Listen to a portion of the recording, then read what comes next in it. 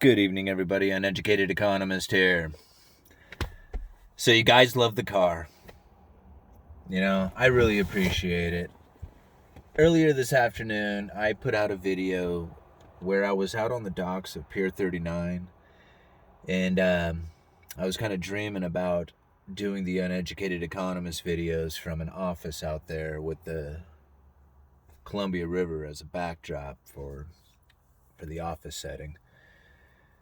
And it's quite expensive considering it's just a space to do videos and this car is free. And I put the question out there for you guys on whether or not I should pursue getting this office or if I should just stay in the car. And overwhelmingly, you guys say I should stay in the car. And, some of the good comments and, encouragement that you guys give me, it's well worth it. And, I never would have been here if I hadn't followed the guidance of the viewers who directed me to, do this channel the way I do. I thought about it. If I listened to them to get here, there's no reason why I shouldn't continue to listen to them now. So I really appreciate it, guys. I guess I'll stay in the car. And I'll figure out a way to do interview videos because that was my main purpose for getting the office, is that I really wanted to be able to do videos. And a lot of people said, well, you can do Zoom videos from your car and stuff like that. I just wanted an easier place, something more professional. If I ever got the opportunity to say interview like Peter Schiff or Doug Casey or Jim Rogers or somebody like way up there in the game. I thought it would be nice to have like a little bit more professional settings than my car, but I'll figure it out, and we'll make that happen someday. But obviously that wasn't the right place, and I really appreciate all the input you guys gave.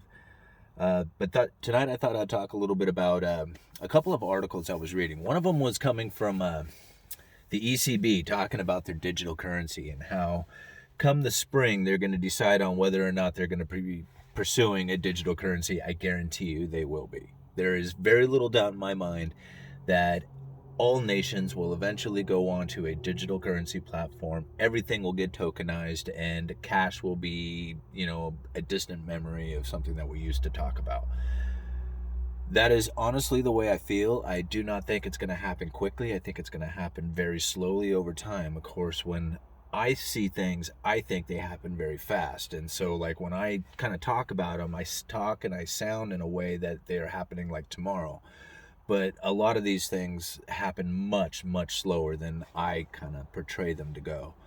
But anyway, I do feel that all nations will eventually go to a digital currency platform of some sort, and the ECB will be no different. Now, one thing that I found interesting in the article that I put there is that they made a statement that no way is cash or coins or something like that going to be disappearing from the system anytime soon. And I thought to myself, why even make the statement? I mean, if this isn't something that you're even thinking about deciding on for, springtime, and then it's going to take forever to even implement, I mean, they're talking like a 5-year stretch or something like that, then why even mention the cash? I mean, is that such a concern for people? Because really, that is what this is all about. See, it's all about going to a cashless society so they can implement negative interest rates. It's something that the IMF has already stated there, that this was the whole plan for digital currencies. And so when I think about like how they say we're thinking about possibly having one of these digital currencies in the future, no, they're definitely going to do it. Definitely. They just don't do it now because there's no need for it quite yet. The idea of taking bank accounts into negative interest territory is not even in the realms of possibilities yet. But it will be in the future at some point. I mean, same thing with like everything that people are talking about. I mean, UBI, the modern monetary theory. this digital currencies, all this stuff, this is all coming down. Now, how it exactly happens and the end story, that's still yet to be written. Nobody knows how that's going to go down, but these things are taking place. I mean, it's gonna happen. Now, that's where everybody is like guessing what it's going to look like, you know? But that's what I see. Now, something I found interesting after I read this is because knowing that, because see, if you're not quite sure on how they're going to take negative interest rates using the digital currency, is what they're going to do is they're going to have the digital currency and they're going to have cash. And when it's first introduced, it's going to seem one-to-one. Like you can take your cash down there, get the digital currency, get cash. Nobody will think about it any differently. But pretty soon, bank accounts are going to go into negative territory. That's going to force people to go and pull their cash out of the system. They're going to be like, you ain't going to negative interest rate my bank account. And they're going to pull their cash out of the bank. If they pull the cash out of the bank, then the banking system is going to start having issues with that, without, basically deposit runs. So what they're going to do is they're going to devalue cash to the digital currency, basically charge you a fee to either deposit or withdraw cash. And whatever that fee is will be the amount of negative interest rates that is applied to the digital currency. So you see how that works? So you have this digital currency in there that has a negative interest rate, and if you try pulling cash in or out, they're going to charge you a rate that's equivalent to the negative interest rate that's in the bank. So no way is cash going to be a valuable thing to have come this digital currency era. And now that got me thinking, because I was watching another interview with a BlackRock guy. I remembered his name before I came out here. It was Rick something. But anyway, he's this BlackRock global investors for like, I think it was for like fixed incomes or something like that.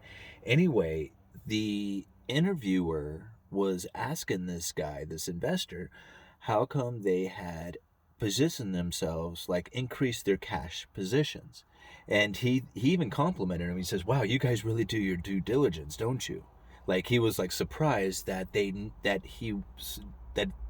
that he had increased the cash position in their portfolio.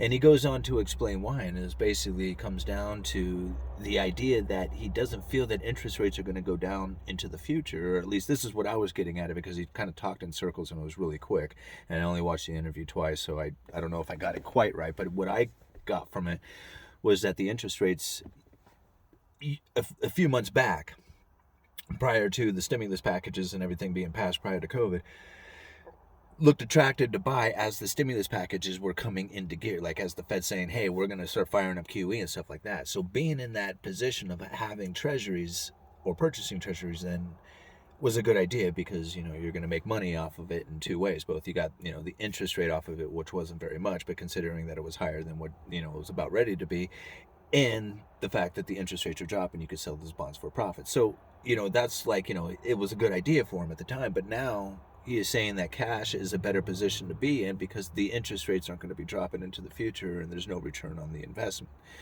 So he's sitting on cash. And I thought to myself, you will not be able to do that come the digital era.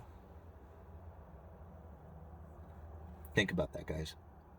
Getting into cash position will no longer be an impossibility. It will be an impossibility once the full-on digital currency is in play. Because that's the whole thing about cash, is that it's meant to be the transition of goods and services. It wasn't meant to be like the store of value. It was meant to do the medium of exchange. But at times it needs to be used as a store of value as everything around starts to collapse. Now, here's the thing. If it's in digital form, you won't be able to use it as a store of value. And now I think back to that article about good money, or about this cash and coin. See, that's good money. And if you had a digital currency in play, then all that good money would disappear. People would be like hoarding onto it. It's like, nope, that's mine. It's Gresham's law. Where bad money will chase out good money. Where if you have two competing currencies of face value, like, you have gold and you have, whatever. It doesn't matter, whatever it is, two commodities, and you have the face value. Whatever one is more valuable, right? The one that ever has more value to it will eventually disappear, as the worthless one is the one that will take over the circulation, because everybody is going to hoard it, right? So that's essentially what is going to be the issue with having a digital currency in cash in the system. But if you charge a negative interest rate on the digital currency and you charge a fee on cash, whether to deposit or withdraw it, then you can basically have the same effect, and you won't have to worry about the Gresham's law happening. Anyway, I guess I'll just leave that. All right. Was there anything else I wanted to talk about or bring up? I guess not. Okay. Uneducated Economist. You guys let me know. Thanks for the advice on The Office, too, guys. I really appreciate it.